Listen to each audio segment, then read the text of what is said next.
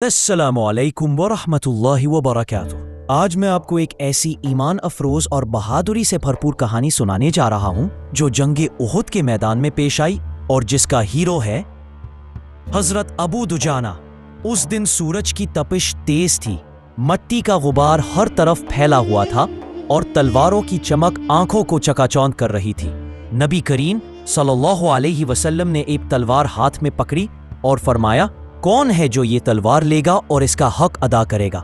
कई सहाबा आगे बढ़े मगर आप सल्लल्लाहु अलैहि वसल्लम ने फरमाया कि हक अदा करने वाला चाहिए।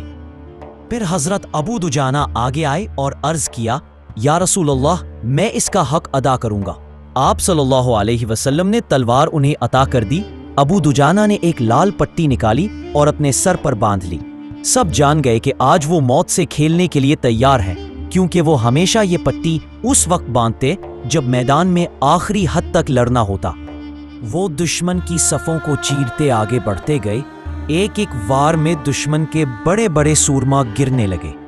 उनके कदम में शेर की ललकार और तलवार में बिजली की काट थी।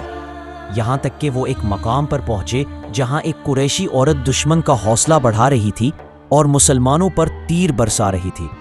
अबू दुजाना ने मौका होने के बावजूद वार ना किया। साथियों ने हैरत से पूछा, आपने उसे क्यों छोड़ दिया? अबू दुजाना ने कहा, ये रसूलुल्लाह सल्लल्लाहु अलैहि वसल्लम की दी हुई तलवार है और मैं उसे औरत पर नहीं उठा सकता। ये थी हजरत अबू दुजाना की बहादुरी, गैरत और रसूलुल्लाह सल्लल्लाहु अलैहि वसल्लम से मोहब्बत का कमाल कि दुश्मन के बीच भी इंसाफ और शराफत का दामन ना छोड़ा। सबक: ईमान वाले के लिए बहादुरी सिर्फ दुश्मन को मार देना नहीं, बल्कि हक पर डटना, जुल्म से बचना और इंसाफ कायम रखना है। अगर आपको ये कहानी पसंद आई हो तो लाइक करें, सब्सक्राइब करें और अपने दोस्तों के साथ शेयर करना ना भूलें।